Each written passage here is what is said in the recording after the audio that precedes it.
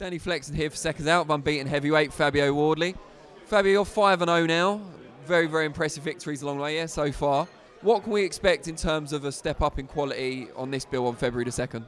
That's what I'm asking for. Like I say, every fight I want to keep progressing, testing myself and getting better. So I've asked for a step up. I think they've got a few names, a few ideas of what they've got, but ultimately I want someone who's there to test me. Phil Williams was a good opponent. He was good for me to get some rounds out of, good of me to kind of showcase some of my skills, but I'm at my best when someone's coming for me, when someone wants to try and take me out and wants to try and take my head off. That's when you'll really see the best side of me. So that's what I'm hoping for, and hopefully that's what we get. But I know there's a few options around.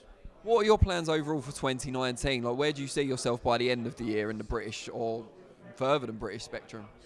Definitely on the British scene. Like I say, I'm not naive. I know that I haven't had the type of background that a lot of these heavyweights have had. So I need to not take it slow, but be patient with my process, I should say. But definitely want titles. Definitely want titles, regional, so Southern area, English title. They're the two I'm looking for before the end of the year. If we're in the right standing, depending on how the division is looking, then maybe even the British, but definitely the Southern area and the English. Pick up those two before the end of the year. That's the main objective. And you're managed by Dillian White, of course, world heavyweight contender in his own right. How did that link-up come about? So me and Dillian have been friends and sparring partners for some years now. So he'd always call me in for camps and stuff. I've always been part of it. But besides, like, actually us working together, like, professionally, obviously boxing and things, we just got on well. We was just good, and we always checked in with each other. We just clicked. So after a bit of time, I separated from my previous management team, and I called Dillian on not to sign with him or not to ask about that at all. I wasn't even thinking in that frame of mind. It was just to speak to him about the managers that I had spoken with, about different contracts and things, and anyone else he thought would be good for me to speak with, and just some general advice. And he gave that to me, and then from then onwards, the conversation went on, and we spoke a bit more, and it just made more and more sense for us to kind of do this together, and for kind of him to take me under his wing and go along the path with him, because he's obviously got some massive fights coming up. Like December was a massive show, and it was an absolute dream come true to be a part of something like that. So yeah, and that's how it all came about, really, that we just kind of linked up and went from there. And you also spent some time with Oleksandr Usyk in camp ahead of his fight with Tony Bellew. Just tell us first how that came about, and then what the experience itself was like. I don't know how it came about. It was the best one. Weirdly enough, I was travelling around to go do some sparring. I think I was off to go see Dillian, maybe up in Loughborough, however, and I got a Facebook message on my phone from not him, obviously directly, but a member of his team saying, "Hi, we're a member of Team Usyk. We want to know if you'd be interested in coming over for sparring, etc., etc." And I was like, okay. I was like, I don't know how they got my details. I don't know how they got hold of me, how they even knew my name to even think of me for sparring. But yeah, and that came about, and I obviously jumped at the chance. Went out to Ukraine for 3 weeks and had a great time. Yeah, it was great to be around him, and him and his team are fantastic. They're great people to be around. They really look after you when you're out there and things. It's hard work mixed with a lot of joking around, a lot of messing around. It's good. What would you say were the main things you learned, both from sparring him and for training alongside him? There's a lot more that goes into a training camp than probably people think, and especially me, because I do what I think's best, and the information I can pick up from around me and people and stuff. But when you're there with someone week in and week out, and you see how they structure and you see what they do before and what they do after, that was probably the best bit for me. Was the sparring was great, but to actually just then, once the sparring's done, just sit on the side of the ring and watch him go from the bag to the speed ball to then doing his hand drills, and like they taught me, I don't know if you've seen, they have like the numbers on the wall and things like that, the psychology stuff.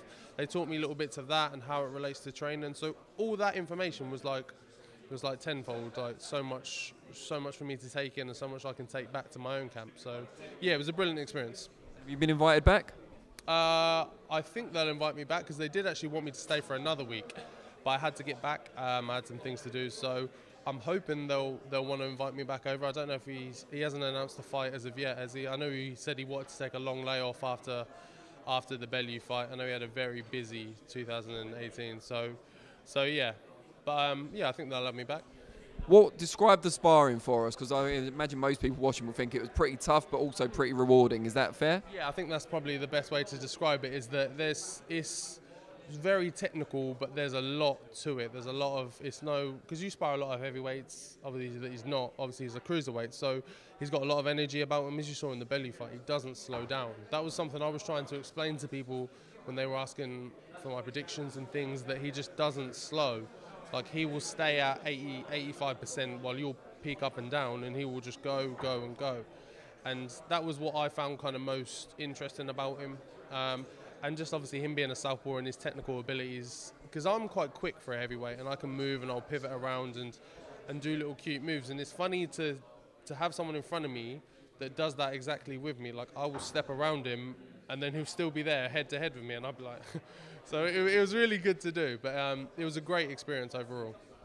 And you've obviously, you sparred with Usyk, you've worked with Dillian White, so you've got a bit of an idea about the top heavyweights around on the world scene at the moment. Yeah. With that in mind, who do you think Anthony Joshua should fight in April at Wembley? I think people maybe say I'm biased, but I think it should be Dillian White. Like, I don't see why not. I don't think anyone can give me a real just reason as to why it shouldn't be. You could argue the Wilder thing, but they've been going back and forth with that for however long, so it's clearly that someone in there is not interested in that fight. And Dillian White, I don't think you can find anyone else in the heavyweight division with a resume like his now.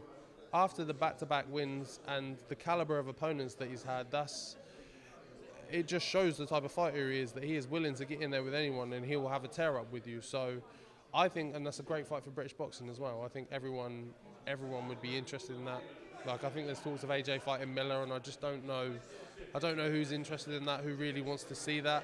I know I don't. It's not really intriguing for me. I think we all know how that will go. But yeah, Dillian White 100%. I think he should be the next one. Whether he will be, who knows in this game. But yeah. Just before we let you go, for people that want to follow your journey, social media and so on, what are your main handles? The handles are my name. So it's Fabio Wardley on Instagram, and there's Fabio Wardley on Twitter as well. So just give me a shout on either of those and I'm around. Brilliant. All right, we wish you the best of luck for 2019, starting on February the 2nd. Thank you.